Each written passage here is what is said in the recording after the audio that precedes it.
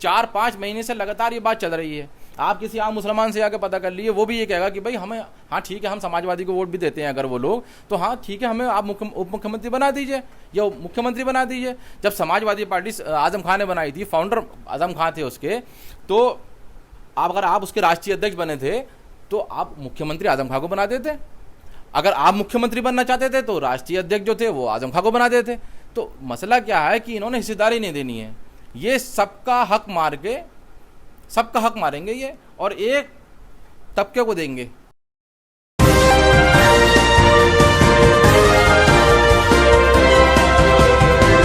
मुरादाबाद में इस वक्त मैं मौजूद हूं क्योंकि मुरादाबाद की जनता पर तमाम राजनीतिक पार्टियों द्वारा, खासतौर पर कांग्रेस द्वारा ये आरोप लगाया जाता रहा है कि हर बार एरे गैरे को जिता करके एमएलए एमपी बना दिया गया है।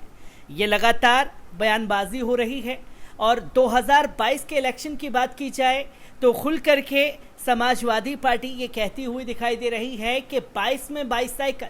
तो वहीं भारतीय जनता पार्टी ने भी नारा दे दिया है कि अब की बार 400 के पार।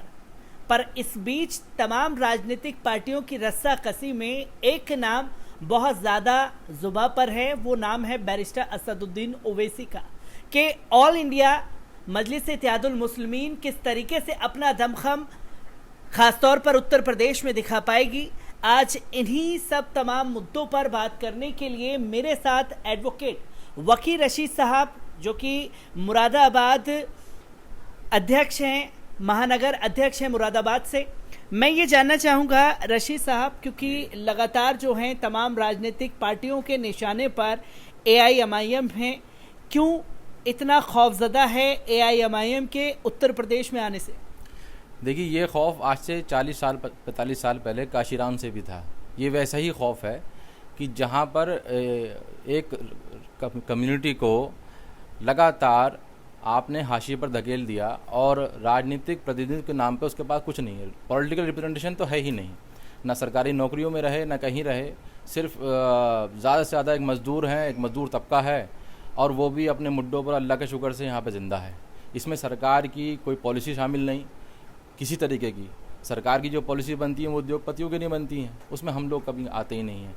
जब से बैरिस्टर असदुद्दीन ओवैसी साहब जो हैं वो उन्होंने एक आवाज़ बुलंद की है कि हम जो हैं वो हिस्सेदारी की बात करते हैं, जिसकी जितनी संख्या भारी उसकी उतनी हिस्सेदारी, तो हमारी हिस्सेदारी के नाम पे जब भी बात की जाती है तो फ़ौरन जो है हमारे ऊपर इल्ज़ाम लगा दिया जाता है कि आप उसके आदमी हैं, आप इसके आदमी हैं। हम कहते हैं भाई हम किसी की आदमी हो, आप हिस्सेदारी दीजिए ना। हिस्सेदारी की बात नहीं करना चाहते, बस आपसे सारी बात करी जाएगी। आपको इलेक्शन में गाड़ी की फ्रंट सीट पर बिठाया जाएगा, इलेक्शन खत्म होते ही तेजपात के पत्ते की तरह उठा के आपको बाहर फेंक दिया जाएगा। ये हमारी हैसियत है। वोट हम समाजवादी को करेंगे, मलाई यादव जी खाएंगे। ये कब तक चलेगा? क्योंकि जिसकी जितनी हिस्सेदारी उसकी उतनी भागीदारी। जैसे ही राजनीति में तूल पकड़ने लगा तो समाजवादी पार्टी के कद्दावर नेता अबू आसिम आज़मी साहब खुल करके ये कहते हुए दिखाई भी दिए कि जिसको अपनी हिस्सेदारी चाहिए वो पाकिस्तान चले जाए। अचानक से भाजपा की ज़ुबान बोलने लगे हैं। तो वहीं हमने लगातार देखा कि भारतीय जनता पार्टी के नेता भी जो हैं वो खुद असदुद्दीन ओवैसी साहब को भारतीय जनता पार्टी की बी टीम घोषित करने पर लगे हुए हैं कि जहां हम जाते हैं वहां हमें फ़ायदा पहुंचाने के लिए असद साहब आते हैं। तो कितना ज़मीन आसमान का फ़र्क देखते हैं कि अगर अपनी हिस्सेदारी की बात की जाएगी तो क्या पाकिस्तान भेज दिया जाएगा? हाँ, ये बिल्कुल ठीक बात है, मैं इसका जवाब बाद में दूंगा। पहले मैं वो जो इल्ज़ाम लग रहा है उसके बारे में बता दूँ। देखिए, 1992 में असदुद्दीन ओवैसी तो थे नहीं, तो बीजेपी कैसे जीत गई? 1999 में जब अटल बिहारी वाजपेयी सरकार बनी तो उस टाइम बैरिस्टर असदुद्दीन ओवैसी तो थे नहीं, तो सरकार कैसे बन गई? 2014 में हमने 3 सीटों पर चुनाव लड़ा, बाकी सारी सीटों पर तो यही लोग थे ना, 541 सीटों पर तो यही लोग थे। तो ये बीजेपी कैसे इलेक्शन जीत गई? 2014 में, 2017 में, 2019 में हम तो नहीं थे। आप लोग बीजेपी कैसे जीत गई? इसका जवाब इनके पास नहीं है। क्यों नहीं है? देखिए, जब से राम मंदिर आंदोलन शुरू किया उसके बाद इन्होंने क्या करा कि बीजेपी जो 5वें नंबर की पार्टी थी, जो 2 सीटों की पार्टी थी, तो समाजवादी ने और बीएसपी ने, इन सब ने मिल के, और उसमें कांग्रेस भी शामिल रही उत्तर प्रदेश में, इन्होंने उस 5वें नंबर की पार्टी को जहाँ जहाँ भी मुस्लिम कॉन्स्टिट्यूंसी में मुसलमान जो थे वो 30% अबव थे, 35% थे, वहाँ पे समाजवादी ने मुसलमान उतारा इलेक्शन में, उस कॉन्स्टिट्यूंसी में, बीएसपी ने भी, कांग्रेस ने भी। अब उससे क्या हुआ कि जो 5वें नंबर की पार्टी थी बीजेपी, वो या तो पहले नंबर की पार्टी बनी या फिर दूसरे नंबर की पार्टी बनी। तो बीजेपी को मेन स्ट्रीम में ये लोग लेके आए, बीजेपी को पाल पोस के इन्होंने बड़ा किया है, यही सब जिम्मेदार हैं। ये सिर्फ कांग्रेस को, आप इसमें खाली कांग्रेस का नहीं है, कांग्रेस तो सबकी माँ है, लेकिन समाजवादी ने और बीएसपी ने बाकायदा बीजेपी को फ़ायदा पहुँचाने के लिए मुस्लिम वोटों को डिवाइड किया, हर कॉन्स्टिट्यूंसी पर आज तक यही कर रहे हैं। अब हम ये कह रहे हैं कि भाई हम अपना वोट डिवाइड नहीं करेंगे, हम अपना वोट यूनाइट करके हिस्सेदारी लेंगे। उप मुख्यमंत्री की हमें तो हमारी तरफ से बात भी की गई कि भाई आप किसी उप मुख्यमंत्री का ऐलान कर दीजिए। तेलंगाना में केसीआर साहब जो हैं, असदुद्दीन ओवैसी कहने पर ही तो वो वहाँ पर जो उप मुख्यमंत्री हैं मुसलमान हैं, उनकी पार्टी का नहीं है तो उनको उन्होंने अपनी पार्टी का बनाया। केसीआर ने, रेड्डी साहब ने आंध्र प्रदेश में एक मुख्यमंत्री मुसलमान बनाया। ये किसकी वजह से हो रहा है सब ये? तो ये काम उत्तर प्रदेश में नहीं हो सकता क्या? अखिलेश यादव के मुंह में ज़बान नहीं है कि वो ये कह सकें कि हम आजम खान को मुख्यमंत्री बनाएंगे? आप देखिए पिछले 4-5 महीने से लगातार ये बात चल रही है। आप किसी आम मुसलमान से आकर पता कर लिए, वो भी ये कहेगा कि भाई हमें, हाँ ठीक है, हम समाजवादी को वोट भी देते हैं अगर वो लोग, तो हाँ ठीक है, हमें आप उप मुख्यमंत्री बना दीजिए या मुख्यमंत्री बना दीजिए। जब समाजवादी पार्टी आजम खान ने बनाई थी, फाउंडर आजम खान थे उसके, तो अगर आप उसके राष्ट्रीय अध्यक्ष बने थे तो आप मुख्यमंत्री आजम खान को बना देते। अगर आप मुख्यमंत्री बनना चाहते थे तो राष्ट्रीय अध्यक्ष जो थे वो आजम खान को बना देते। तो मसला क्या है कि इन्होंने हिस्सेदारी नहीं देनी है, ये सबका हक मार के, सबका हक मारेंगे ये, और एक तबके को देंगे जो इनका तबका है अपना, और वो भी अब इनका नहीं रहा, वो भी बीजेपी के साथ चला गया। हमने वो 2017 में भी देख लिया, 2019 में भी देख लिया कि जहाँ जहाँ से यादव बहुल इलाके से अगर कोई समाजवादी का कैंडिडेट खड़ा है और दूसरी तरफ बीजेपी का खड़ा है तो यादव ने बीजेपी को वोट कर दिया। ये हकीकत है, आप इससे इनकार नहीं कर सकते। अभी संभल में जिला पंचायत के चुनाव हुए, मुरादाबाद में तो इन्होंने समाजवादी पार्टी ने बीजेपी के खिलाफ किसी को खड़ा ही नहीं किया, नॉमिनेशन ही नहीं कराया, जबकि यहाँ पे समाजवादी के 11 जिला पंचायत सदस्य थे। हम MIM के, हमारा जिला पंचायत सदस्य यहाँ से जीते हैं, वो इंतज़ार करते रहे कि समाजवादी के जो है वो नॉमिनेशन कराएं तो हम उनको समर्थन दें। किसी ने नॉमिनेशन भी नहीं कराया। संभल में बीजेपी ने 4 यादवों को टिकट दे दिया अभी ब्लॉक प्रमुख के चुनाव में, सारे यादवों ने बीजेपी को वोट कर दिया। तो कोई आपको एक डिबेट नहीं मिलेगी जहाँ पे ये बात कही जा रही हो समाजवादी की तरफ से कि भाई यादव वोट जो है वो बीजेपी को चला गया। इनके अंदर खौफ इतना है, सच्चाई से इतना डरते हैं। अब हम लोग सच्चाई की राजनीति करने वाले लोग हैं, जो अंदर है वो बाहर है। हमें जो परेशानी है हम मुंह पे कहेंगे कि भाई हमें ये दिक्कत है, हमें ये अच्छा लग रहा है। ये इंटरनेट की दुनिया है, ग्लोबल विलेज है, यहाँ पर युवा जो है उसके अपने एस्पिरेशंस हैं, वो पूरी दुनिया देख रहा है अपनी मोबाइल में। हम कोई बात कहेंगे तो अभी आप मोबाइल पे चेक कर लेंगे उस चीज़ को, क्रॉस चेक कर लेंगे, काउंटर कर लेंगे उसका। अब ये बात तो है नहीं कि आपने पुड़िया छोड़ दी और वो अफवाह चल गई, अब ऐसा नहीं चलेगा। ये मुस्लिम लीडरशिप को ख़त्म करने का इनका शुरू से प्रोग्राम है। डॉक्टर फरीदी भी आए थे यहाँ पर, उनके साथ भी इन्होंने ये किया, लेकिन उस टाइम ये था, उस टाइम इंटरनेट नहीं था। ये लोग समझ रहे हैं कि इस टाइम इंटरनेट है मौजूद, युवाओं के हाथ में है, तो वो बहुत ज़्यादा जो है वो अवेयर है सब चीज़ से, और वो सब चीज़ें देख रहा है, और वो इसमें ये सब युवा ही तब्दील करेंगे इसको। ये सब युवा इसमें मौजूद हैं। पर जो हिस्सेदारी की बात की गई, मैं फिर से घुमा करके आऊँगा, क्योंकि समाजवादी पार्टी के कद्दावर नेता अबू आसिम आज़मी साहब खुल करके ये कह रहे हैं कि जिन्हें मुस्लिम नेता चाहिए, जिसे हिस्सेदारी चाहिए, वो पाकिस्तान चले जाएं। ये हिंदुस्तान है, मुसलमानों का जो नेता है वो हिंदू था, है और रहेगा। तो इसका मतलब वो ये बात नहीं मानते कि भारत का कोई नेता सिख बन सकता है। उनके पास एक तो मालूमात की बड़ी कमी है, बड़े तो हैं वो, उनका पैसा भी होगा उनके पास, पार्टी का कुछ पदवत भी है उनके पास, लेकिन उनके पास मालूमात की बड़ी कमी है। उनको ये पता नहीं है कि भारत का एक आदमी मनमोहन सिंह प्रधानमंत्री रह चुके हैं 2 बार लगातार, वो हिंदू नहीं थे और वो भारत के नेता थे। ठीक है, मुसलमानों में लगातार ये प्रोपेगेंडा फैलाया गया हमारी कम्युनिटी के अंदर, और इन समाजवादी के लोगों ने ही फैलवाया कि मुसलमान तो कभी मुख्यमंत्री बन ही नहीं सकता, मुसलमान प्रधानमंत्री बन ही नहीं सकता, मुसलमान जो है कभी की पोस्ट पर रह नहीं सकता। ये बात हमारे अंदर डाली गई बाकायदा कि हम तो इस काबिल ही नहीं कि हम कर सके। क्यों नहीं कर सकते भाई?